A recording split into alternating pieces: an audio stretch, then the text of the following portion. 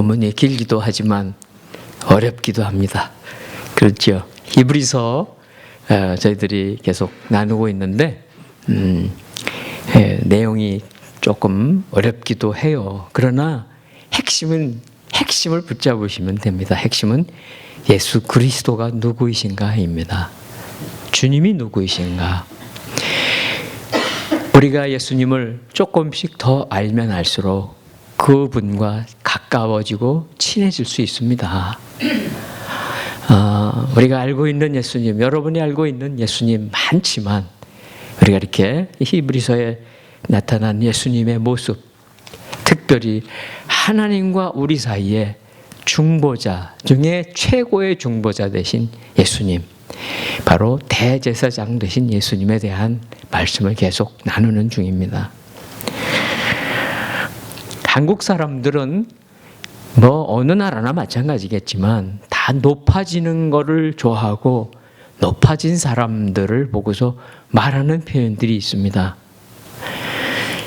우리가 보통 때 평범하게 알고 있었던 사람이 갑자기 유명해지면 뭐라고 말하는가 하면 개천에서 용났다, 그렇게 얘기하죠.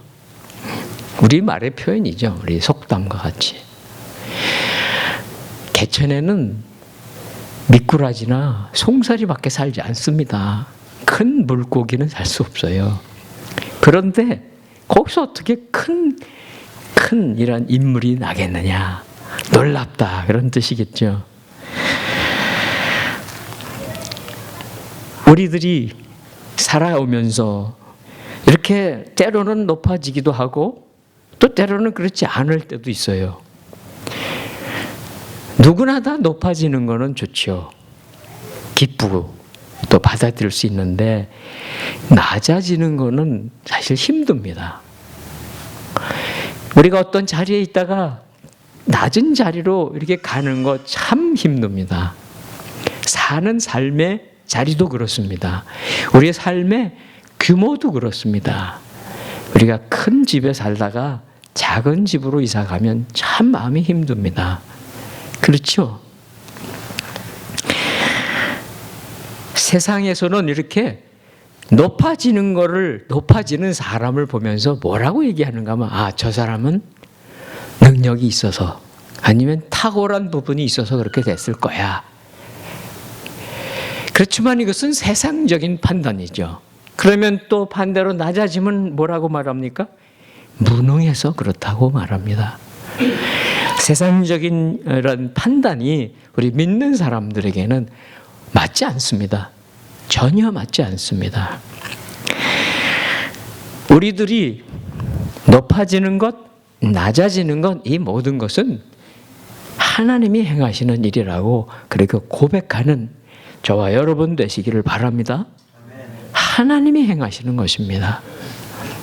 그러니까 때로는 우리가 조금 낮아져도 마음은 불편하고 힘들고 부끄러울지라도 하나님이 하셨다면 받아들이고 흔들리지 않는 것입니다. 하나님께서 만드신 많은 피조물이 있는데 물론 세상의 많은 피조물들보다 우리 사람은 특별하게 탁월하게 만드셨잖아요. 하나님의 형상과 모양으로. 그래서 처음에 창조하실 때 이 세상을 다스리라고 세상 만물보다 그래도 뛰어나게 만들어 주셨습니다. 그러나 아담과 하와의 범죄함으로 인해서 결국 그 다스려야 될 것, 우리가 관리하고 다스려야 될 것들에 반대로 지배를 받는 그러한 삶이 된 것이 우리들의 죄의 결과입니다. 물론 이렇게 유한한 인간보다 또 탁월한 피조물이 있습니다. 천사가 있습니다. 사람은 죽죠. 우리 육신을 가졌으니까 다 죽어야 하지만 천사는 죽지 않습니다. 육신을 가지고 있지 않거든요. 비교해 보면 천사는 그래도 어떤 면에서는 더 높죠. 인간은 그래도 조금 높지만 낮습니다. 누가 높고 누가 낮은가 이렇게 분별은 할 수 있습니다. 만일 그렇다면 인간의 몸을 입고 오신 예수 그리스도는 어떠신가? 어떠실 것 같아요? 천사보다 못하신 거예요. 왜냐하면 우리의 몸을 입고 오셨으니까. 우리가 읽은 히브리서 오늘 2장 말씀에 그렇게 나오는 거예요. 천사보다 부족한 인간, 아니 인간의 모습을 입고 오신 예수 그리스도, 천사만 못한 것이 실제입니다. 그러나 과연 왜 그렇게 하셨느냐는 거예요. 왜 낮아지셨냐는 것입니다. 오늘 말씀 우리 한번 5절, 6절 한번 같이 비춰주시고 한 번만 다시 읽도록 하십니다. 5절, 6절 시작. 하나님께서는 우리가 말하는 앞으로 올 세상을 천사들에게 다스리라고 하신 것이 아닙니다. 그러나 누군가가 어디에 증언하며 말했습니다. 사람이 무엇이기에 그를 생각해 주시며 인자가 무엇이기에 그를 돌보십니까? 장차 올 세상, 5절에 나와 있는 그 앞으로 올 세상이 있다는 것이죠. 우리가 믿고 있습니다. 바로 새 하늘과 새 땅을 하나님은 준비해 놓으셨습니다. 그런데 이 새 하늘과 새 땅에 누가 들어가냐는 것이죠. 누가 그 땅에 책임을 지고 관리하고 살아가느냐는 것입니다. 물론 하나님이 계시고 우리 주님이 그곳에 계실 것입니다. 그렇다면 우리보다 높고 인간이 아닌 천사들이 그 땅에 가서 관리할까요? 그렇지 않다는 것입니다. 새하늘과 새 땅, 장차 올 그 세상은 하나님께서 누구를 위해서 준비하고 계신가요? 그것은 바로 예수 그리스도를 통해서 구원받은 여러분들을 위해, 저를 위해 준비하고 계신 곳입니다. 그것은요, 천사들을 위해 준비된 것이 아니라는 것입니다. 부족한 인간들이죠. 우리가 많은 부족함을 가지고 있어서 세상에 얼마나 또 많은 사람들이 있어서 그 사람들이 때로는 제대로 인간 대접도 받지 못하고 사는 사람들도 있는데, 물론 우리들은 이렇게 점잖게 다 이렇게 와서 예배도 드리고 너무나 좋지만 아직도 이 땅에는요 전쟁이 있습니다. 그렇죠. 지금도 전쟁하는 땅이 있습니다. 지금도 억울한 일을 당해서 죽음을 당하는 사람들도 있습니다. 그런 사람들이 그 목숨을 잃는 것을 보면 참 아깝죠. 그렇지만 하도 그런 일들이 많이 일어나는 걸 보면 도대체 한 인생의, 한 인간의 가치가 얼마나 될까? 대단하지 않게 여기는 사람들이 아직 많습니다. 또 이 넓고 이 광활한 우주를 만드셨는데, 하나님이 만드셨는데 그 속에 우리는 너무나 작은 존재입니다. 이 작은 존재인 우리가 무슨 가치를 가지고 있겠는가 생각할 수 있습니다. 천사들이라고 하는 영광스러운 존재에 비교하면 사실 우리는 보잘것없어요. 참 보잘것없습니다. 그런데도 불구하고 하나님은 우리에게 준비하고 계신 앞으로 올 세상, 이 세상을 우리같이 부족하고 연약한 자들을 위해 준비하고 계시다는 말씀입니다. 오늘 6절서부터 시작돼서 6절, 7절, 8절 말씀 일부를 보면 이것은 시편에 나오는 말씀입니다. 6절에 보시면은 이렇게 나오고 있죠. 사람이 무엇이기에 그를 생각해 주시며 인자가 무엇이기에 그를 돌보십니까? 물론 사람은 우리입니다. 육신을 가지고 있고 제약을 가지고 있는 우리들입니다.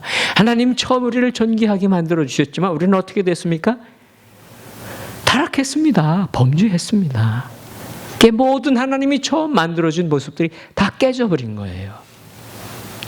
그런데 그 다음에 보십시오. 인자가 무엇이기에? 인자는 물론 사람이죠. 사람의 아들이니까 사람입니다. 그런데 성경에 인자라고 표시하는 것은 그 뜻에 우리들을 표현하기도 하지만 바로 하나님의 아들이신데 그분이 육신을 입고 이 땅에 오신 하나님의 아들을 가르칠 때가 많습니다. 그게 섞여 있는 거예요. 저 말씀 속에. 비록 육신의 몸을 입고 오셨지만 그분은 참 특별한 분이신 거예요. 하나님은 참 위대한 일을 행하셨습니다. 이 넓고 광활한 해와 달과 별과 엄청난 그러한 세상을 만들어 놓으셨는데, 사실 우리는 이 조그만 그러한 존재인데, 거기도 더 나가서 우리가 어떤 존재인가? 우리는요, 죄를 지은 죄수라는 거예요. 물론 받아들이기 싫죠. 물론 여러분이나 제가 세상의 법을 어겨서 죄인인 것은 아닐 것입니다. 그러나 하나님 앞에 죄인인 거예요. 하나님을 무시하고 하나님을 필요 없다고 하고 하나님을 떠나서 살고 있는 모든 사람들은 죄인이거든요. 그렇다면 감옥 속에 있는 죄수를, 지금도 감옥 속에, 물론 세상의 법을 어겨서 감옥 속에 가 있는 사람들이 많죠. 그 사람들을 여러분들이 신경 쓰십니까? 알아나 줍니까? 감옥 속에 놔두고 먹이고 살아있기만 하는 거 정도겠죠. 근데 우리가 죄수인 거예요. 우리가 죄수. 기억할 필요도 별로 돌봐줄 필요도 없는 죄수들의 신분이 우리일 수도 있다는 거예요. 그런데요, 지금도 그 감옥에 있는 죄수가 그 아들을 사랑하는 어머니가 계시다고 생각해 보세요. 그러면 그 어머니의 마음은 어떻겠습니까? 어머니는요, 세상 누가 그를 죄수라고 하든 내 아들을 향한 그 끔찍한 사랑의 마음이 얼마나 크겠습니까? 잊지 않습니다. 찾아갑니다. 면회를 하고 언제든 석방할 날을 기다리는 어머니의 마음. 그것이 바로 죄수의 신분인 우리를 찾아오시는 하나님 아버지의 마음인 것을 여러분이 믿으시기 바랍니다. 그것이 하나님의 마음이에요. 이 히브리서를, 이 편지를 받고 있는 사람들은 유대인들이죠. 히브리 사람들인데 그들이 마음속에 아직 확증되지 않은 게 있는 거예요. 아니, 예수 그리스도라는 분이 오셨는데 그분은 죽으셨단 말이에요. 죽은 걸 자기들이 보았고 들었는데 그분이 죽었는데 어떻게? 천사마도 못한 존재로 죽고 말았는데 어떻게 그분이 자기들의 구원을 이루실 수 있느냐는 것. 바로 그게 해결이 안 된 거예요. 그것은 우리들에게도 마찬가지입니다. 물론 세상 사람들은 예수 그리스도를 성인이다, 4대 성인이다, 이렇게 말하지만 그 다 소용없잖아요. 우리 예수 그리스도께서 왜 우리와 같은 모습으로 이렇게 낮은 자리에 오셨느냐 하는 거예요. 이제 몇 절 지나서 9절 보시기 바랍니다. 9절 비춰주시고요. 9절 한번 같이 읽도록 하십니다. 시작. 다만 우리는 천사들보다 잠시 낮아지신 분, 곧 죽음의 고난을 통해 영광과 존귀로 관을 쓰신 예수를 바라봅니다. 이는 그분이 하나님의 은혜로 모든 사람을 위해 죽음을 맛보시려 하심입니다.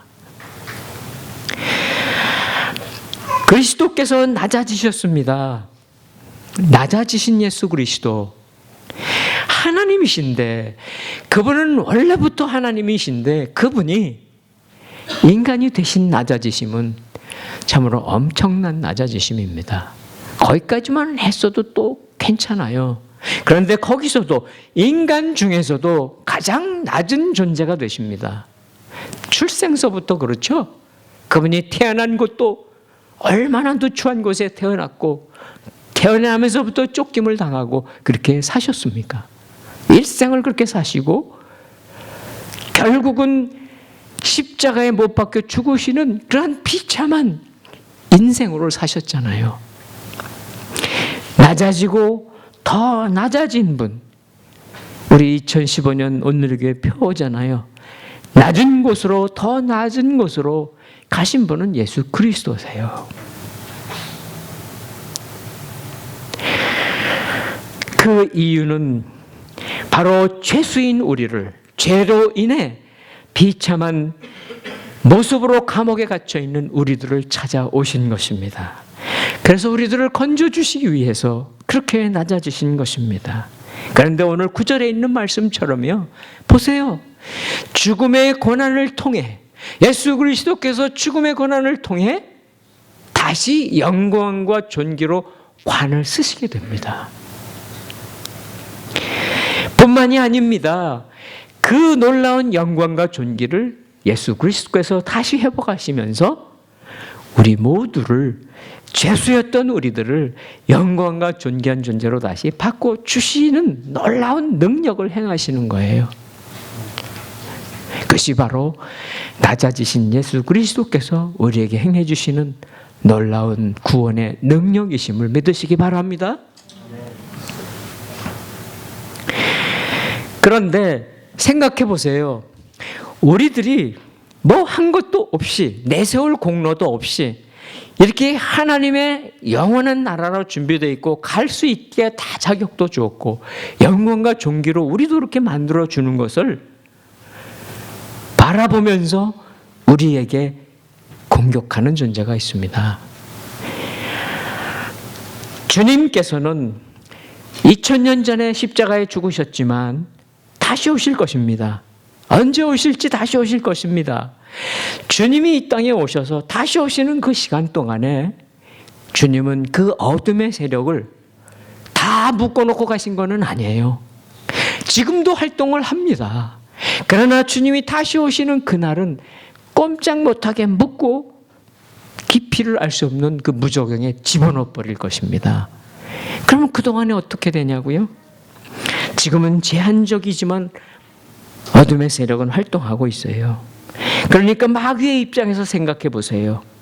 자기 발밑에서, 마귀의 발밑에서 종노릇했던 죄수였는데 어느 날 보니까 갑자기 신분이 바뀌었어. 풀려났어요. 견딜 수 있겠습니까? 마귀의 입장에서는 어떻게 하든지 그것을 방해해야 합니다. 아니, 다시 끌어와야 됩니다. 원래 있었던 죄수의 자리로 갖다 집어넣어야 되는 거예요. 그러기에 지금도 이 어둠의 권세를 가진 마귀는 할 수 있는 대로 한 사람이라도 예수 믿지 못하도록 그렇게 발광을 하는 것입니다. 우리 믿는 우리들도 와서 공격할 수밖에 없습니다. 다시 또 질문해 봅니다. 자, 예수 그리스도께서 낮아지셨다고 하는 것, 그 낮아지셨다고 하는 것이 믿는 사람들을 하나님의 아들로 만들 수 있냐는 질문이에요. 우리가 우리의 머리로 대답할 수 없습니다. 우리의 지식과 우리의 이성으로는 답할 수 없는 거예요.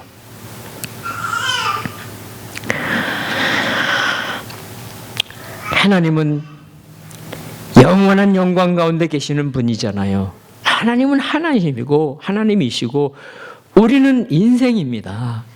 우리는 흙으로 만들어진 존재에 지나지 않습니다.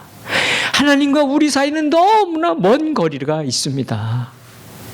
우리가 어떻게 가까워질 수 있겠느냐고요. 요즘 보면은 우리 집에 강아지들, 개, 애완견들 키우는 집들 있잖아요. 너무 귀하게 키워서 옷도 입히죠? 그렇죠? 네. 뭐 신발도 입히고요. 여행 갈 땐 그 강아지 호텔에도 두지 않습니까? 아니, 어떨 때는 내가 아픈 병원에 안 가요. 그러나 강아지 아프면 병원에 가요, 안 가요? 간다고요. 돈이 얼마가 들더라도. 보험도 없는데 강아지는. 자, 그렇게 한다고 그래서 여러분이 그렇게 강아지를 사랑하고 예쁘게 한다고 그래서 강아지가 사람이 되나요? 안 됩니다. 그거는 아니에요. 강아지는 절대로 사람이 될 수 없습니다. 그런데 보세요. 하나님과 우리의 사이가 얼마나 멀리 떨어져 있는데, 그런데 죄수였던 우리를 하나님의 자녀로 만드신다고 하는 거는요, 여러분이 귀엽게 키우는 강아지가 사람 되는 것보다 더 엄청난 일인 것을 깨달으시기를 바랍니다. 엄청난 일인 거예요. 자, 그러면 이걸 어떻게 또 설명을 해야 됩니까? 하나님의 놀라우신 이 역사, 그러니까 낮아지셨기 때문에 우리가 구원을 받은 이 역사, 그리고 우리가 다시 영광과 존귀의 존재로 바뀐 이 역사, 설명을 제가 조금 더 해볼게요. 예수 그리스도, 그분은 하나님의 아들이셨습니다. 모든 시간과 공간이 있기 전서부터 그러셨습니다. 그런데 그분이 어느 날, 물론 하나님이 정한 날입니다. 그때 인간의 몸을 입고 이 땅에 오셨습니다. 잠시, 우리가 보기엔 잠시 오신 것 같지만 그분은 육신의 몸을 지금도 가지고 계십니다. 부활하신 몸이지만, 그러니까 하나님이셨던 분이 영구하게 영원토록 육신이라고 하는 이 몸을 입고 이 땅에 오신 거예요. 사람으로 이 땅에 태어나셨고 사람으로 사시다가 죽으셨습니다. 그리고 사람으로 부활하셨습니다. 몸을 가지고 계셔요. 예수님은 지금도 부활하신 몸. 원래는 죽을 수 없는 분이십니다. 하나님이시니까 죽을 수 없죠. 천사도 죽지 않는데. 그런데 왜 죽으셨냐고요? 그 죽으신 것은 바로 십자가의 죽음을 통해서 우리와 우리 신세와 우리의 신분과 우리 처지와 똑같아지심으로 연합이 되시기 위해서 죽으신 것입니다. 죄수가 되시기 위해서, 죄도 없으시지만 죄수가 되시기 위해서 죽으셨기 때문에 우리와 하나 되실 수 있으셨던 거예요. 그러면서 우리의 죄를 다 가져가 주셨습니다. 그리고 그분이 부활하시고 다시 하나님의 영광의 자리로 올라가시면서 그 놀라우신 예수님이 가지고 계셨던, 원래부터 가지고 계셨던 예수 그리스도의 의, 거룩하심, 그것을 우리에게 부어주신 거예요. 그러니까 다시 또 다르게 설명을 하자면, 예수님이 죽으심으로 인해 낮아지시고 더 낮아지시고, 그렇게 죄수의 가장 악한 죄수인 반역자요 신성 모독자의 판정을 받고서 십자가에 죽으신 그 죽으심을 통해서 우리하고 예수님하고 자리를 바꿔주신 거예요. 바꿔주신 것. 이것을 영광스러운 교환이라고도 얘기해요. 영광스러운 교환. 우리 죄수였어요. 죄수의 신분과 하나님의 아들의 신분, 하나님의 딸의 신분이 어떻게 바뀔 수 있겠냐고요. 우리의 힘은 하나도 들어간 게 없습니다. 예수 그리스도께서 하신 일입니다. 예수 그리스도께서 하신 능력이신 것을. 그래서 오늘도 우리는 그 하나님을 뭐라고 부르십니까? 아버지라고 부르십니다. 그렇죠? 하나님 아버지. 우리는 하나님을 아버지라고 부르는 그런 사람들이 된 거예요. 바로 하나님의 아들과 딸의 신분이 그렇게 바뀐 것입니다. 우리는 더 이상 죄수가 아닌 것을 믿으시기를 바랍니다. 자, 이제 또 10절, 11절 우리 한번 보십니다. 10절, 11절 같이 한번 읽도록 하십니다. 시작. 모든 것을 만드시고, 11절이요. 거룩하게 하시는 분과 거룩하게 된 사람들이 모두 한 분에게서 나왔습니다. 그러므로 예수께서는 이들을 형제들이라고 부르기를 부끄러워하지 않으시고, 예, 우리는 하나님을 아버지라고 부를 수 있는 신분이 됐잖아요. 근데 이제 여기서는 또 뭐라고 그러십니까? 예수 그리스도를 우리의 맏 형님이라고 부를 수 있는 신분이 됐다는 것입니다. 물론 우리는 예수님을 형님 그렇게 부르진 잘 않죠. 하나님은 아버지 그러는데 예수님은 형님이 되셔도 되는 분이세요. 여러분, 예수 그리스도 그분은 구세주이시지만, 놀라우신 분이지만, 우리 형님과 같이 그렇게 가까이 오셔서 교제하고 싶어 하시는 분이세요. 오늘 이 본문 10절, 11절은 그걸 어렵게 설명을 해놨지만, 쉽게 설명하시자면 예수님, 내 형님이십니다. 하나님이 그렇게 해주셨다는 거예요. 나의 오빠이십니다. 그렇게 해주셨다는 거예요. 아니 성경이 그렇게 말씀하시는데. 그래서 가끔 기도하시다가 안 되면 투정을 부르십시오. 주님, 아니 주님이시면서 형님이신데 그럴 수 있습니까? 그렇게 기도하셔도 됩니다. 오늘 이렇게 하시는 하나님의 뜻. 여기 보시면 10절에 이런 말씀이 나와요. 10절 한번 비춰줘 보세요. 여기 보시면 하나님께서 많은 아들들, 딸들들 포함한 겁니다. 여러분들입니다. 많은 우리들을 영광에 이르게 하시려고 어떻게 하셨습니까? 고난을 통해서, 그렇죠? 구원 창시자, 여긴 창시자라고 나와 있는데요. 맏형이라는 뜻이에요. 원래의 뜻이 첫 번째 분이라는 뜻이에요. 창조주가 아니고 구원을 이루신 예수 그리스도, 그분은 죽음을 통과하고 하나님의 첫 번째 부활케 하신 그 구원을 맛보신 분이에요. 첫 번째 열매시잖아요. 그렇죠? 그분이 고난을 통과하신 것, 그것을 통해서, 그 일을 통해서 이루신 것입니다. 하나님이 여러분의 아버지가 되실 수 있는 것은 오직 예수 그리스도, 그분이 십자가를 지셨기 때문인 거예요. 예수 그리스도께서 여러분의 맏형님이 되시고 맏오라버니가 되실 수 있는 것은 그분이 십자가를 지셨기 때문이라는 것입니다. 다른 아무런 이유가 없습니다.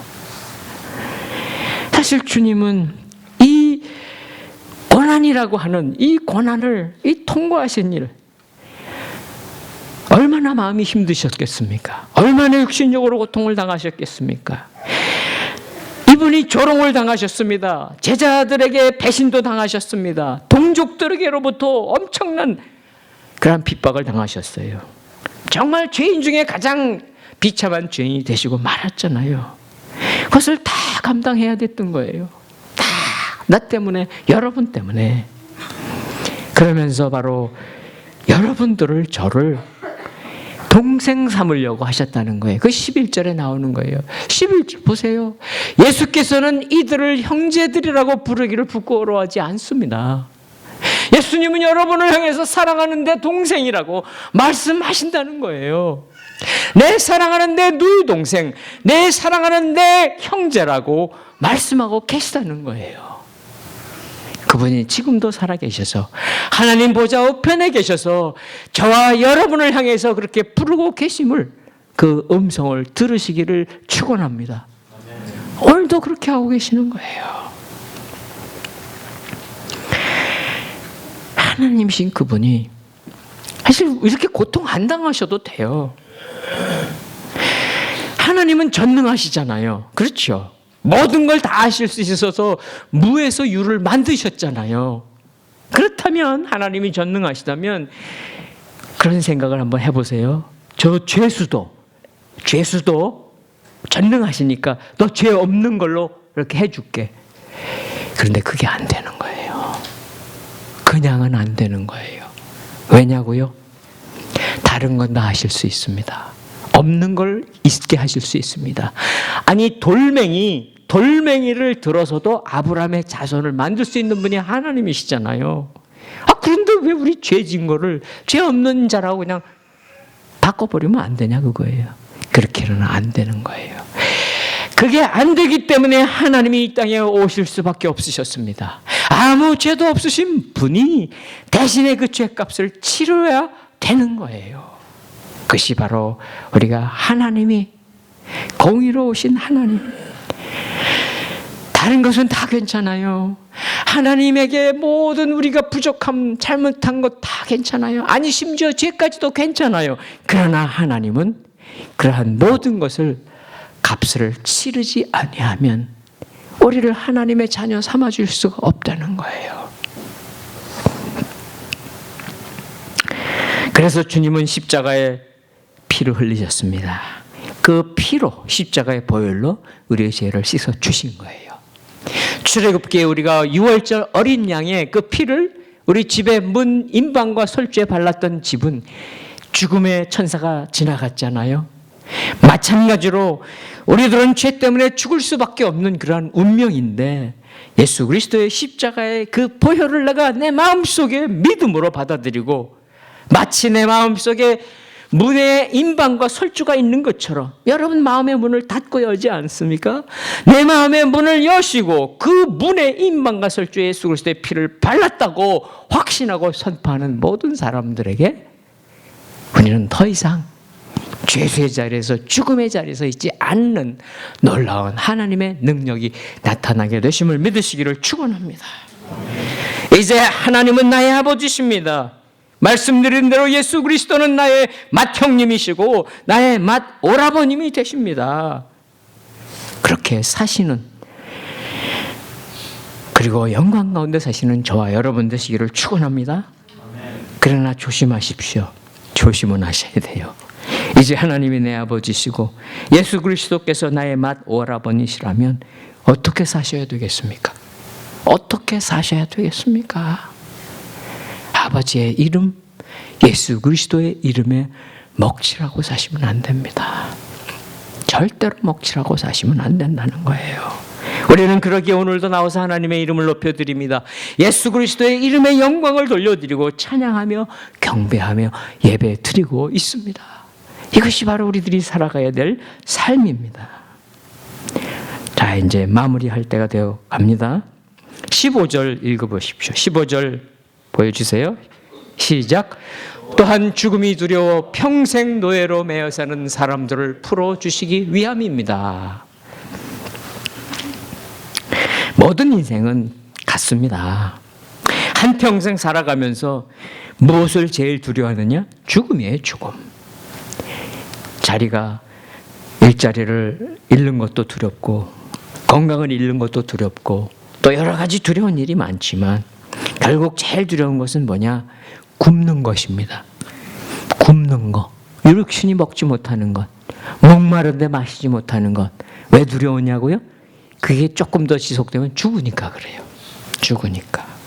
그래서 사람들은 살아가면서 병들지 않으려고 건강에 좋다면 뭐든지 이렇게 찾는 거예요. 그렇죠? 좋다는 걸 다 취하고 운동도 열심히 하고 그렇게 열심히 하는 이유는 두려움 때문에 그렇습니다. 그런데 이 우리가 가지고 있는 이 두려움을 이용하는 존재가 있는 거예요. 오늘 이제 15절에 보세요. 죽음이 두려워 평생 노예로 매어 살게 하는 그런 세력이 누구입니까? 제가 읽지는 않았지만 14절에 있는 존재 바로 마귀입니다. 마귀가 가지고 있는 최대의 무기는 무엇인가? 사망입니다. 사망이라고 하는 권세, 죽음이라고 하는 권세예요. 마귀가 가지고 있는 제일 큰 무기입니다. 뭐 그 다른 무기들도 있죠. 영적 존재이기에.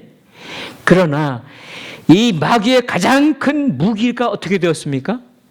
바로 예수님이 낮아지고 가장 낮아지신 바로 그 자리에서 그냥 죽고 말았다면 아무것도 없었는데 다시 부활하심으로, 사흘 만에 다시 부활하심으로 예수 그리스도께서 우리의 맏 형님이신 그분께서 죽음의 권세를 다 쳐부셨습니다. 아멘. 바로 우리를 붙잡고 있는 어떠한 죽음의 두려움도 예수 그리스도께서만이 풀어주실 수 있어요.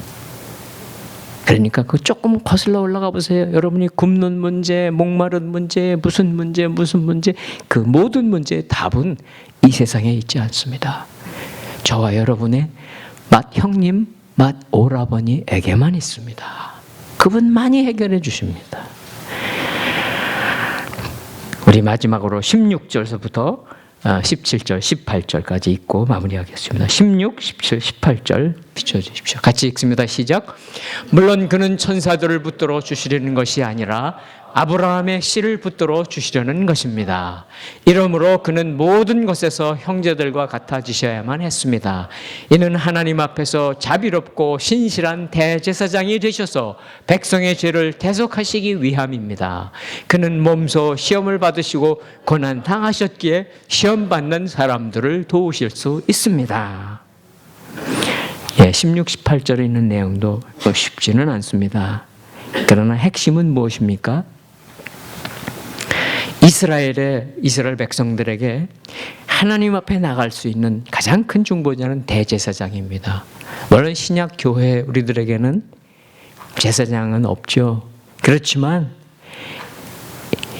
하나님과 백성들 사이에 꼭 필요한 분은 제사장이고 대제사장입니다. 그런데요, 이 제사장은 천사가 될 수가 없어요. 천사도 제사장은 못해요. 아무리 탁월해도. 누가 제사장을 할 수 있는가? 사람이라야 제사장을 할 수 있는 거예요. 바로 우리처럼 몸을 가지고 고통을 당하고 아프고 힘든 걸 경험해 본 사람만이, 아니 우리가 얼마나 어렵고 힘든 인생을 사는가를 경험해 본 사람이 제사장이 되어야 된다는 거죠. 특별히 대제사장은 더 그렇습니다. 근데 오늘 말씀을 보세요. 여기 보시면 예수 그리스도 그분은 우리와 똑같이, 아니 우리보다 더 큰 고통을 통과하셨지 않습니까? 구약의 대제사장은 백성들을 위해서 1년에 한 번씩 성소 지성소에 들어가서 백성들의 죄를 다 대속합니다. 1년에 한 번씩. 그것을 매년 했습니다. 그것이 이스라엘의 하나님께서 율법을 통해 주신 구속받는, 구원받는 방법이었습니다. 그런데 그것은 그림자에 지나지 않습니다. 그것은 앞으로 올 완전한 대제사장에 대한 그림자예요. 그래서 오늘 보십시오. 여기 이렇게 말씀하십니다. 예수님 그분은 하나님이셨지만 우리와 똑같은 몸을 입었고 우리보다 더 힘든 자리에 가셨기에 그분은 대제사장이 되셨다는 거예요. 그리고 그분은 대제사장이 한 번 되시고 계속 하십니다. 또 다른 대제사장은 필요 없다는 거예요. 생각해 보십시오. 여러분 누구의 위로를 받고 싶으십니까? 여러분이 힘든 아픔의 일이 있습니다. 기도 제목이 있습니다. 지금 풀어야 될 문제가 있습니다.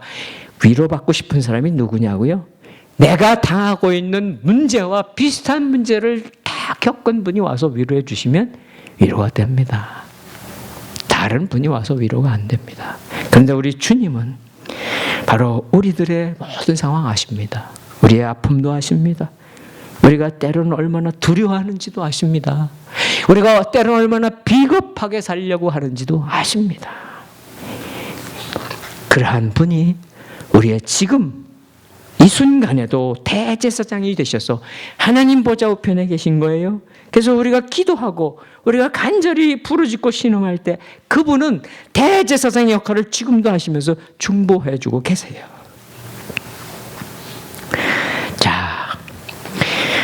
이 세상에 아무도 내 편이 아니라도 염려하지 마십시오. 한 분만 내 편이시면 됩니다. 그분이 예수 그리스도이신 것을 믿으시기를 축원합니다. 그분이 참으로 저와 여러분의 편이 되어 주실 것을 믿으시기 바랍니다. 이 엄청난 복음, 이 엄청난 소식을 세상에 있는 사람들은 모릅니다. 참 안타깝죠. 또 안타까운 것은 무엇입니까? 이 복음을 우리가 붙잡고 계속 가야 되는데 때로 우리가 이 복음을 놓칠 때가 있다면 그것도 안타까운 것입니다. 마귀는 어찌하든지 방해합니다. 어찌하든지 믿는 자라도 주님을 떠나게 만드는 이 시대입니다. 이 시대가 그렇습니다. 그러나 우리는 끈질기게 대제사장 되신 예수 그리스도 그분을 붙잡고 있으시기를 축원합니다. 여러분이 놓치셔도 상관없습니다. 사실은요, 여러분이 주님을 붙잡고 계신 게 아니고요, 주님이 여러분 한 분 한 분을 붙잡고 계신데 그 손을 뿌리치지만 않으시면 돼요. 절대로 주님의 손을 뿌리치지 아니하시는 저와 여러분 되시기를 주님의 이름으로 축원합니다. 함께 기도하겠습니다.